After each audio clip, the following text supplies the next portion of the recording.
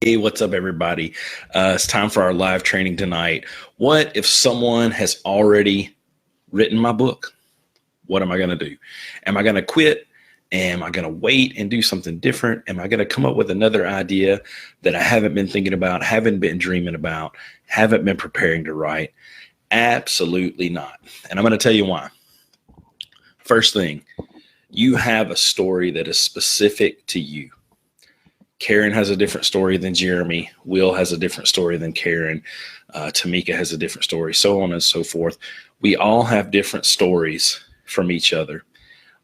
That's why we can all write about the same topics and it still be different books and still be amazing. Okay. So I want to just give y'all a few things. I was going to look up some statistics. I was going to look up net worth of different authors, and I did do some of that, but really wasn't as awesome as I thought it was going to be. So what I did do was I typed in the top business books. And so I pulled up this website. I'm going to post all these links in the group later. 25 most influential books ever written about business. Okay. First one, Business Adventures. Second one, The Intelligent Investor. Third one, The Innovator's Dilemma. Outsource. How to Win Friends and Influence People. I bet most of us have read that book. The Art of War. Daniel Coleman, Emotional Intelligence. Think and Grow Rich. Lean In. 7 Habits of Highly Effective People. The Lean Startup. There's so many more. Hey, Karen, thank you so much. So, guys, there's a ton of those books. There's 25 just on that list. Out of those 25, there's only about 5 that I even recognize. And so there's so many more that I've read and heard of that are amazing. So that's business books, okay? So I go to best marketing books, okay? bestmarketingdegrees.org or something like that. Let's go through this. The long tail, Why the Future of Business, Selling Less or More, by Chris Anderson. Guide to Google AdWords. The Anatomy of Buzz. The Art of the Pitch. The Clue Train Manifesto. Here Comes Everybody. Hey, Whipple, Squeeze This. I have no idea what that is. Influence, The Psychology of Persuasion. I've heard people talk about that one. Guys, there's so many marketing books. That's just the top 5 or 6. There's 50 on that list. Okay. Let's go to Goodreads, Best Choice Awards, Fiction. So Goodreads has, I know you can't see that real well on my phone, but Goodreads has several different categories: fiction, nonfiction, business, marketing, all that great stuff. And it ranks the top 25 and then actually has the top book that's been voted on, some of them by 30, 40,000 people. So, guys, there's a ton of books, okay? There's a ton of PT-related books. There's a ton of business-related books, a ton of marketing books. But what makes them different and what makes them special is the different people that have written those books, okay? So everybody in here has a book idea. I want you to make sure that you know that it's okay to have an idea that's the same as somebody else. Okay. I'm sure there's somebody else out there that wants to teach people in the healthcare field how to write and publish books. Just off the top of my head, I know several people that could. Okay. It doesn't mean they have, they may not want to now. They may not have time like I do right now, but maybe they do. So maybe in 6 months or a year, I come out with a course that says how to self-publish a book for healthcare professionals. Okay. And maybe the next day, somebody else comes out with that same course. Maybe it's even titled close to the same. It doesn't matter. There's 30,000 physical therapists in the Doctor of Physical Therapy group. Okay. There's thousands upon thousands of PTs in this world. There's thousands of doctors. There's thousands of OTs. There's thousands of DOs, chiropractors, massage therapists, whatever. There's plenty of people to write books. There's plenty of people to buy books. Okay. Plenty of people to buy book courses. I just want you to know it's okay if somebody has the same idea as you. It's okay if you, Michael just jumped on. Michael's thinking about writing books to help people with fall risk. Somebody else commented yesterday or the day before, they want to write a book about fall risk and how to help people. That's okay. Michael's going to be serving a different group than the other person that commented that. Okay. One of the reasons for writing these books is to serve the people that you already are serving. So as physical therapists, we're serving our physical therapy patients. We may be serving the schools in our area. We may be serving the sports teams, whatever it is.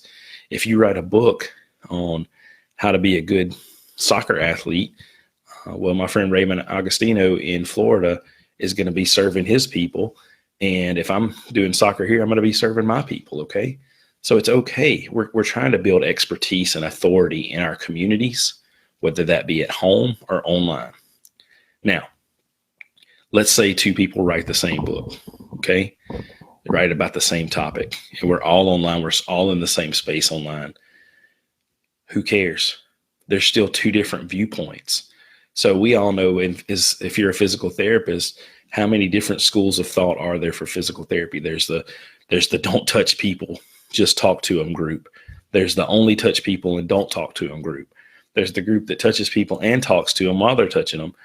Sounds a little creepy, but that's what it is. Like there's so many different schools of thought. There's needling, there's cupping, there's manipulation, there's just exercise, there's putting hot packs on people, whatever it is. There's so many different ways to think of things, and we may be helping people in our own way and somebody else is helping them their own way. Just because we're PTs or we're writing books on the same thing doesn't mean there's not value to be had in everybody's book. So guys, that is a fear. That's fear talking. What if somebody's writing the same book as me? That's fear. That's all it is. So what does fear do? It freezes us. It freezes us from doing anything. Okay. It keeps us from meeting our goals. It keeps us from reaching our dreams. It keeps us from even going after our goals or our dreams because we're afraid somebody's going to write the same book. Well, so what? The guy that I wrote my book with, Mark Green, is one of my best friends. It's one of the most trusted people in my life outside of my family. That guy's way smarter than I am. I'm just telling you. He's a Rhodes Scholar. He's super intelligent. He could have written that neck book by himself. But guess what? So could I. And we could have written two books on the same topic. And I'll go back and show you the chapters he wrote and the chapters I wrote. And it was stuff I didn't think about to put in the book. And it was stuff he didn't think about to put in the book. That's why it worked so well when we came together and did it. But we could have written those books exactly the same time, published them the same day. And there would have been good stuff for everybody in each book. And so, yeah, maybe we were competing with each other a little bit if we did that. But in the reality of things, there's plenty of information to go around. So, Deepa's writing a book in India. She's like 9,000 words on her second chapter or first chapter. I think she said she's going to write 100,000 word book. Well, there's a lot of information in that book. But what if somebody else writes a book just like that? Well, let me tell you, if you can write 100,000 words on something and somebody else can write 100,000 words on that same topic, well, there's going to be some overlap, but there's also going to be a ton of stuff that the other person didn't think about because you have your life experiences, you have where you live, geography, you have your family, which, dictates how you think and feel and do things. You have your skill level. I've been a PT for 10 years. Somebody that's been a PT for 2 years may be different than me. They still have plenty of knowledge to give, but it's going to maybe be viewed from a different point of view. Somebody that's been a PT for 30 years is going to have different knowledge than me, and it's going to be from a different point of view. So it's okay if we write the same things if people write books like us. So one of the things I did look up was Dave Ramsey's net worth, and it was 55 million. It's just 55 million. J.K. Rowling's worth is 1 billion. But Dave Ramsey is the big debt relief guy guru that I know about. We're here in the South. Everybody talks about him. Most churches do Financial Peace University. But there's other people that do debt relief as well. And so Dave Ramsey meets the needs for a certain amount of people, a niche, my perfect patient, your avatar. That's what I'm trying to say. Dave Ramsey has an avatar that he meets the needs for. And then there's a lady that's a debt relief person. I can't remember her name, but she meets an avatar as well. They're both talking about the same thing. Okay. But different people are getting different things from them. And that's okay. They both, I'm sure, make a ton of money every year off of teaching people how to be debt free. They both have books. They both have courses. They both have businesses. I just can't for the life of me remember what the other one's name is. She's very well known. So we think about books. We have Rich Dad, Poor Dad with Mike Kiyosaki. We have How to Win Friends and Influence People with Dale Carnegie. We have The Millionaire Next Door. I can't remember who wrote it, but all these books talk about the same thing. The Millionaire Next Door talks about the habits of the rich, not the like 1 or 2 or 3 millionaires, the 30, 40, 50, 60 millionaires. Rich Dad, Poor Dad talks about how his dad acted poor and his friend's dad acted rich and different things with that. Dale Carnegie talks about how to win friends and influence people, how to serve people better, how to do things that get you more recognition and more trust, more buy-in. There's 50 books just like all 3 of those. And they always sell. They sell. Simon Sinek writes books. They sell. Mike Michalowicz writes a book on Profit First. It's huge. But what I'm trying to say, guys, and I think I've beat this horse too much already, is there's plenty of people writing books about the same thing and they're selling. Okay. So don't be worried if somebody says the same thing as you. Don't be worried if somebody even has the same book title as you. I'll tell you what, right now, on my notes on my iPhone, I have all the books written that I want to write. I have all the ideas. It says book ideas right here. So the first one is my planner that I'm working on. The second one is something that somebody already posted in the group they want to do. I'm still going to do it, and they're still going to do it, I hope. That's what I want to do. I'm going to write a book about Servant PT. I want to write one about my grandfather's sermons that he preached on. I'm doing a healthcare devotional, Prayers for Providers. I'm going to do a guide on how to self-publish books. I'm going to do back pain, shoulder pain, hip pain solutions, neck, back, hip, knee, shoulder, frequently asked questions. Guys, those are all the books that I have on my phone right now that I want to write, that I will write. Somebody else is going to do those same things. There's McKinsey books that talk about neck and back pain. There's Mulligan books. There's all these books that talk about the same things that I'm going to talk about. But you know what? It's okay because I want to do it. I can serve people. I've had 1,000 people get our neck pain solutions book, and for free also. And so Mark and I have served 1,000 people that we'll probably never meet. Some of those were friends on Facebook, but we've served those people. And if we hadn't written that book, maybe those people wouldn't have gotten something. Maybe because there were books that were 99 cents, so they didn't want to spend that. They got our book for free. I don't know. But I'm doing this to serve people.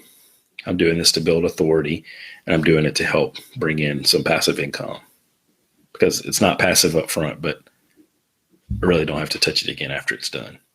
So guys, I hope that was helpful. I hope that helps you understand why it's okay to write a book, even if somebody else has that same idea. I do want to post the links to those books in the group, those websites, to show you how many different books are written on the same topic. I mean, there's hundreds, if not thousands. There's thousands of business books written every year. There's a different bestseller list from this year than there was last year. There's going to continue to be books written on business and marketing, fiction, nonfiction. There's Dean Koontz. There's Stephen King, that are writing fiction, science fiction.